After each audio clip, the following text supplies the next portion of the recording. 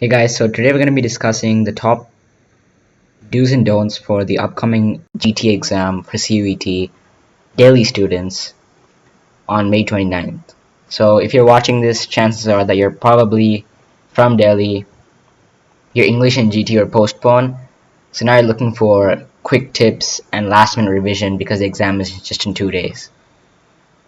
Disclaimer before I start, this video is purely about the exam itself and not some basic superficial tips that you might see in other videos like carry a transparent water bottle or bring 2 pens. It's not all those. I'm talking about the exam only. So tip number 1, understand the weightage and breakdown of marks and the subjects or the syllabus of this exam. The weightage can be broken down into 3 parts, although you can divide a few of them into further topics, but from a surface level, there's 3 topics. 1 is quantitative aptitude, 2 is logical reasoning, and 3 is GK and current affairs. So the first thing you do when you see the question paper is just in 2 minutes, which is it'll be pretty easy actually if the questions are in sequence.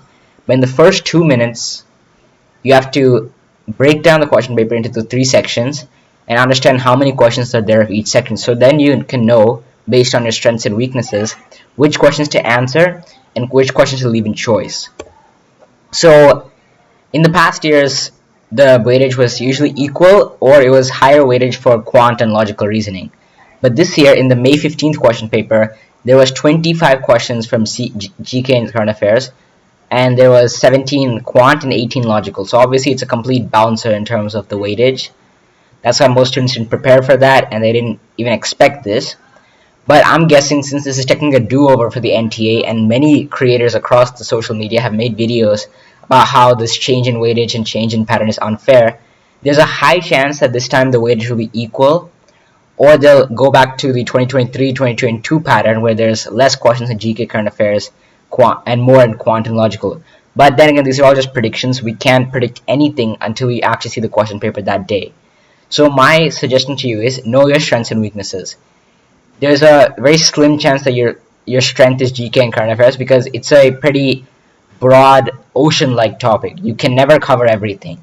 So I would recommend, it's too late now, but if you're perfect or near perfect in quant and logical, then you're pretty much all set for the exam. Let me explain. Tip number 2 is know your strengths, as I mentioned earlier.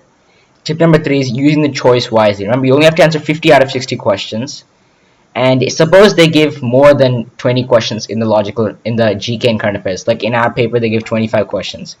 So even if you leave 10 out of those 25, if you get all 35 questions of the logical and quant correct, and you can get at least 5 to 6 of the GK current affairs correct, you're pretty much all set. That's the highest score that you can possibly get, because tip number 4 that takes us to tip number 4, which is that you have to understand the other test takers. Last year, this is a fact, if you look at any of the scorecards from last year, 99 percentile was equal to around 200 marks, or 202 to 205 marks. And this was in 2023 when the paper was much easier. You can see I made an entire rant about this general test 2024. Feel free to check that video out too. It was basically a criticism of why NTA changed the question paper this year. But on the screen, you can see one of the GK current affairs questions from last year, which is, which of the following is not a state of India?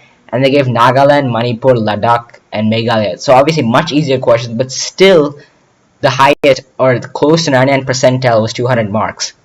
And if you don't know what percentile is, it means that if you got 99 percentile, only 1% of the total test takers did better than you. Or if you get 96 percentile, only 4% of the total test takers did better than you. So usually universities take percentile as a comparison to form the merit list and everything. So if you get 99 percentile, you're basically set in terms of general test. So anyways, what my point here is that 200 out of 250 was equal to 99 percentile. And for the May 15th people at least, the paper was much harder than last year. So that means 99 percentile could even be 190 or 180 if the total test takers did really bad. So just know that you don't have to get full 50 out of 50 questions.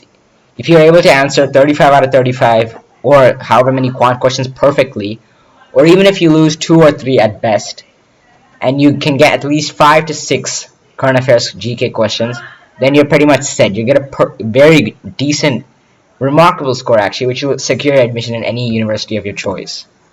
So the fact is that 40 out of 50 is a really good score.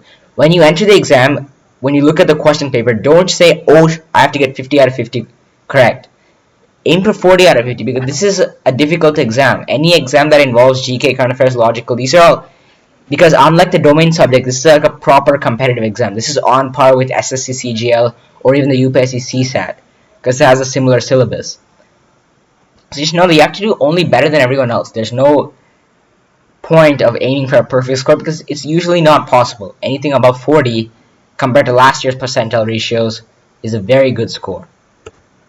And tip number 5, adopt a strategy for solving the paper. So for example, when you enter the exam room or before, just know that first you're going to solve, this is what I recommend at least for the strategy, first solve as many of the quant and logical reasoning questions as you can in the first 35 minutes. Then check your answers for the quant and logical reasoning, that'll take about 5 minutes just for checking. And last 15 to 20 minutes, just go through the GKCA, attempt as many as you confirmly know. If you know because in GK or CA, it's either you know it or you don't. You don't really think about it or you don't have to solve anything, so it's a yes or no type. And then at the very end, if you still didn't attempt 50 questions, then try to take educated guesses for which question may be correct. And never undermine the power of an educated guess. For example, there's a question about on the May 15th question paper in GT, which stated that who is the first woman president of Chile?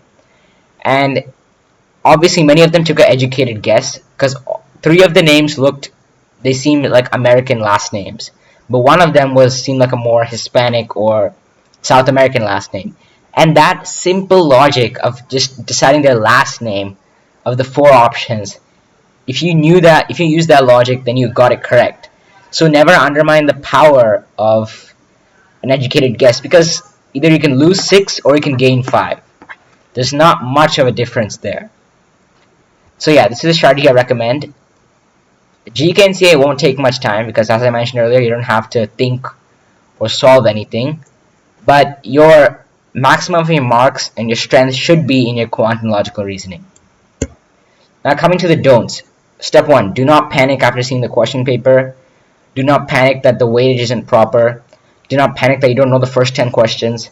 Just go through, keep moving forward with a straight attitude, and try to answer as many as you can with a cool, calm attitude.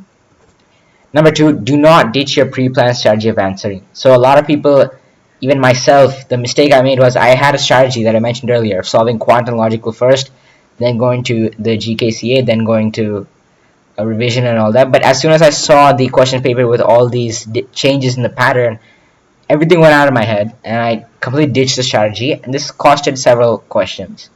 So stay cool and stick with your strategy that you already established.